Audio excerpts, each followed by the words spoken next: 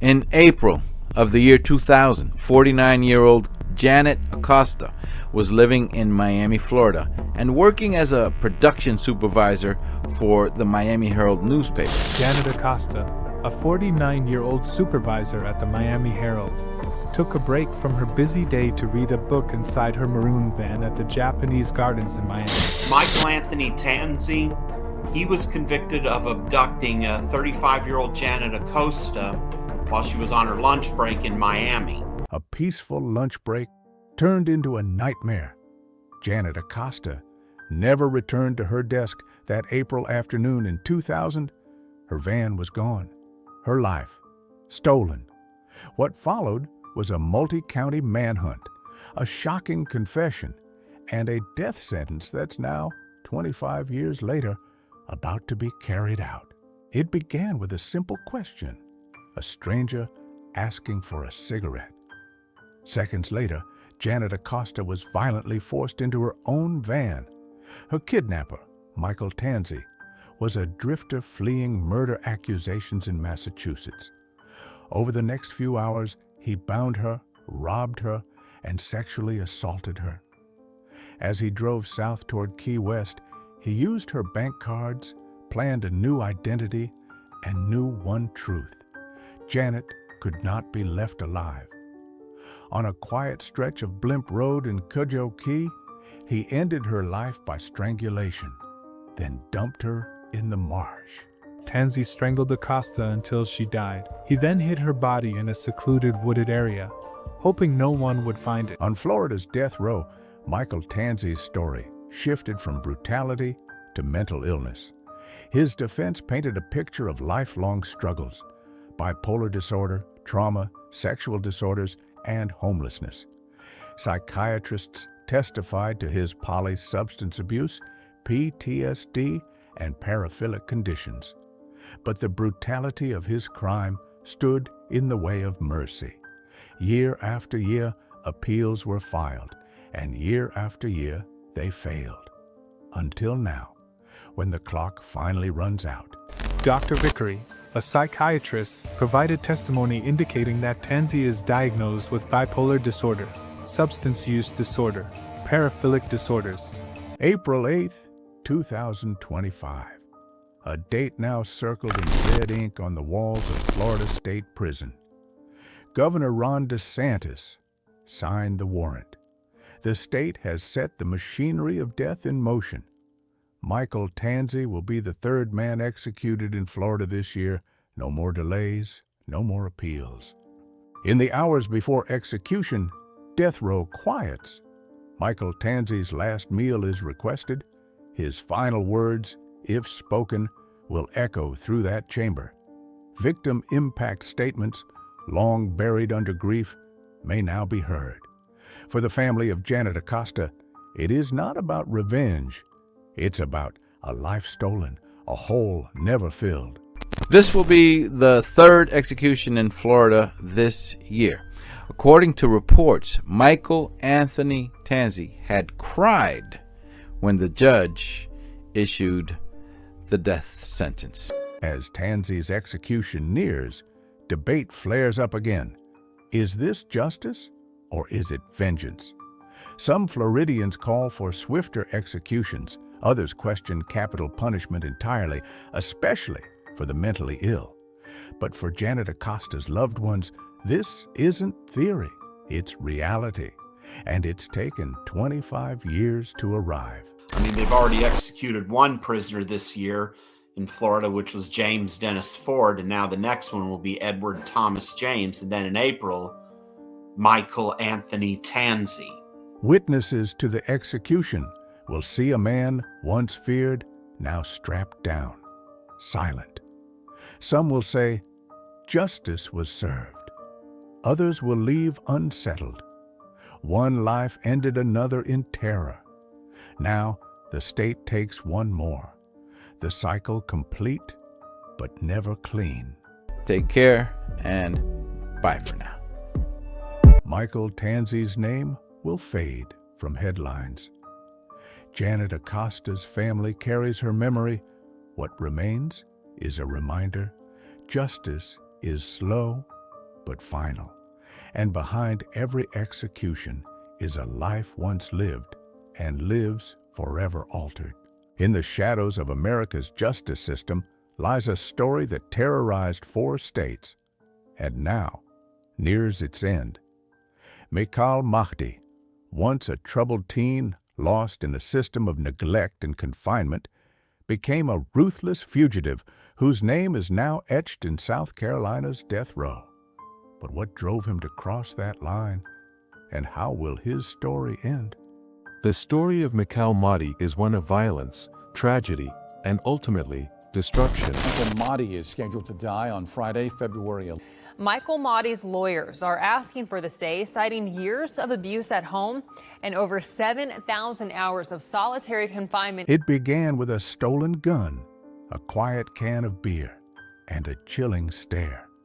In July 2004, Mahdi launched a deadly spree that left 2 men dead. One, a convenience store clerk in North Carolina, the other, an off-duty police officer in South Carolina. After fatally shooting Christopher Boggs, Mahdi fled south, where he lay in wait and murdered Captain James Myers, a decorated officer, shooting him 9 times before setting his body ablaze. What began as petty theft had spiraled into calculated, cold-blooded killing. When the store clerk, Christopher Jason Boggs, requested identification, Mahdi fatally shot him at point-blank range. Locked away, Mahdi faced more than isolation. He faced the relentless machinery of death. But even on death row, violence followed. In 2009, he and another inmate stabbed a correctional officer in a failed escape.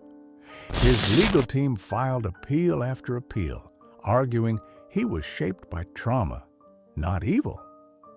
With clemency efforts launched in 2025, Mahdi's final plea wasn't just for his life, but for recognition of a system that had failed him long before he failed others.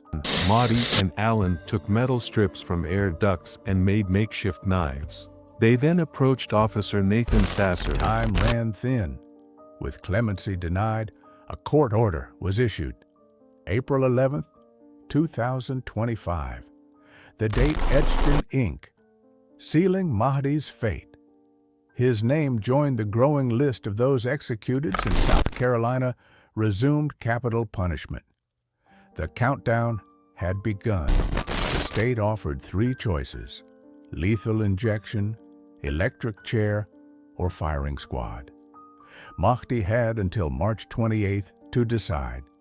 With no word on a final meal or last words, the focus turned to the silence of the state and the pain of those left behind.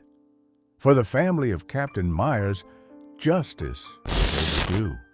For activists, a life was ending not for justice, but for politics. Victim's farm. He can choose from lethal injection, the electric chair, or firing squad before March 28th. As executions resumed in South Carolina, so did the national debate. Is capital punishment justice or cruelty dressed in law? Protesters gathered, clergy spoke out, and Mahdi's supporters launched a digital campaign pleading, "Don't kill a man the system already broke."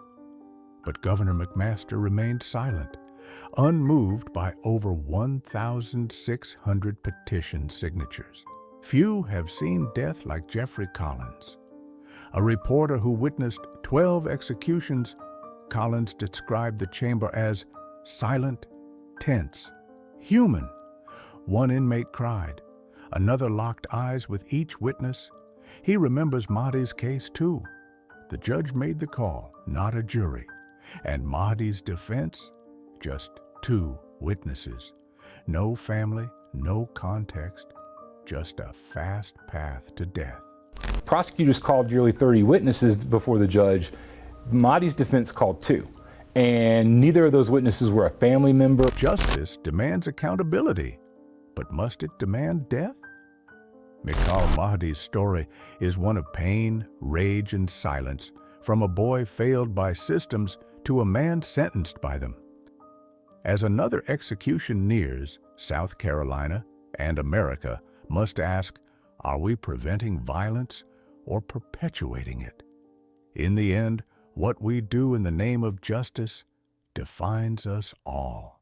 In the heart of Texas, a brutal murder committed in front of two innocent children still haunts a community 2 decades later. Moises Sandoval Mendoza, once just a name in court files, now stands on the brink of execution. His story is not just one of violence, but of a shattered family, irreversible loss, and the long, winding road of justice.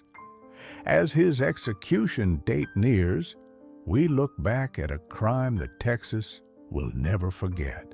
In 2004, Mendoza's marriage was falling apart. Jealousy and rage boiled over when he lay in wait outside the home of his estranged wife, Connie Lopez. That night, he launched a savage ambush. In front of their 2 young children, Mendoza stabbed Connie repeatedly, ignoring her cries and those of their terrified children. It wasn't just a crime of passion, it was calculated, merciless, and unforgettable. Witness testimonies and DNA evidence sealed his fate, painting a picture of a man who had turned domestic heartbreak into deadly violence. After his conviction, Mendoza entered the cold, confined reality of death row. For over 20 years, he filed appeal after appeal, arguing his sentence was excessive. Legal teams came and went, but the courts never wavered. Life behind bars was marked by isolation, introspection, and legal stagnation. As execution protocols tightened, Mendoza's fate became less about legal complexities and more about time running out. April 23, 2025. That's the day marked in red on Mendoza's calendar, the day the state of Texas plans to carry out his execution by lethal injection. For the victim's family, it's a date that brings a complex mix of dread, relief, and sorrow. For Mendoza, it's the end of all legal recourse and the beginning of his final 24 hours. On the evening of his execution, Mendoza is expected to be offered a final meal, a small gesture of humanity before the irreversible. In a sterile chamber, he'll have the chance to say his last words. Will he express remorse or stand by silence? Victim impact statements from Connie's family are likely to echo through the chamber, speaking for years of grief, trauma, and unanswered questions. State officials will ensure protocol is followed, but the emotional weight of the moment will be felt far beyond prison walls. Public reaction to Mendoza's execution is divided. For some, it's a clear act of justice, long delayed, but necessary. For others, it reignites the debate over capital punishment in America. Does ending one life ever truly balance the scales? News outlets, activists, and social media users have already begun to weigh in. While the law has spoken, the moral dialogue continues. Inside the witness room, a handful of eyes will observe Mendoza's final moments. Some will be from Connie's family, others may be journalists or officials. The silence before the injection, the last breath, every moment is etched into memory. For witnesses, it's not closure, it's a burden, a moment that will replay in their minds long after the executioner walks away. Moises Sandoval Mendoza's story ends with a lethal injection. But for the families involved, the pain doesn't end there. Justice was carried out by law, but the emotional toll remains. In a justice system where time, trauma, and truth intersect, one thing is certain: every execution leaves behind more than one story. And those left behind carry the silence of the victims long after the last words have been spoken. What drives a man to the darkest edge of violence? And what does justice look like when the crime shakes an entire state. In Alabama, James Osgood's name is now etched into the history of death row. Convicted of a brutal, unimaginable crime, his execution is now just days away. But behind the headline is a web of pain, controversy, and a system under scrutiny. This is the story of James Osgood, the woman he killed, and the state preparing to end his life. Today, Governor Ivey is setting the next execution on Alabama's schedule. The window opens at midnight on April 24th for James Osgood. The crime that led to Osgood's death sentence wasn't just horrific, it was haunting. In 2010, in Chilton County, Alabama, James Osgood and his girlfriend turned on a woman named Tracy Brown. According to authorities, they beat her, sexually abused her, and then mutilated her body in an act that shocked even seasoned investigators.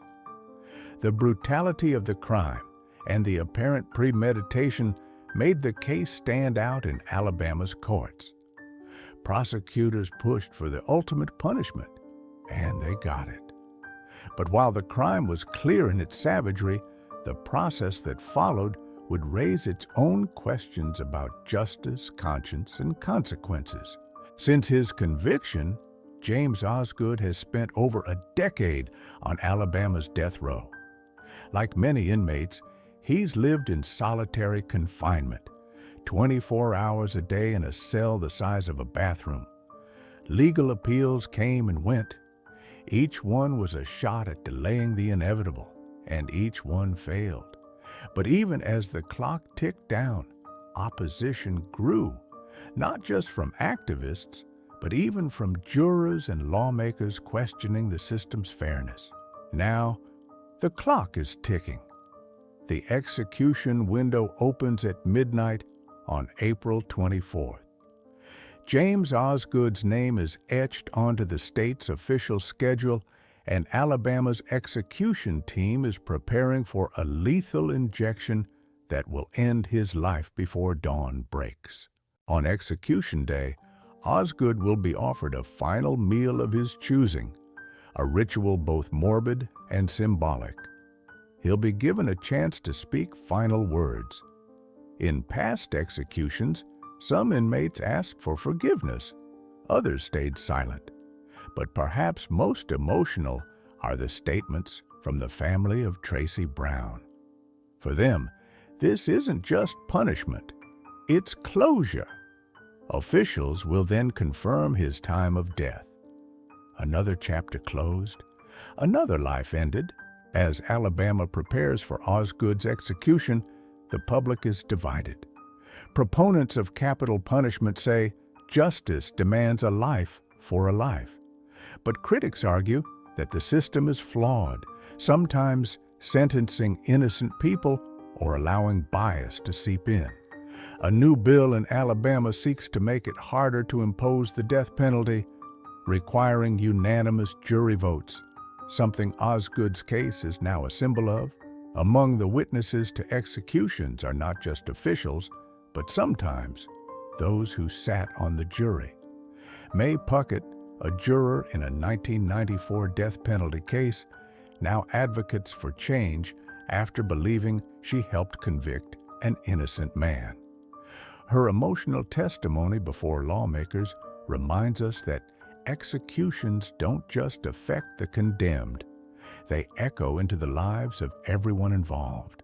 The story of James Osgood forces us to confront uncomfortable truths about crime, punishment, and the price of justice. As the state prepares to end one life in the name of another, we're left asking, are we closer to justice or trapped in a cycle we've yet to fully understand? This isn't just about a killer. It's about a system, a society, and the scars left behind.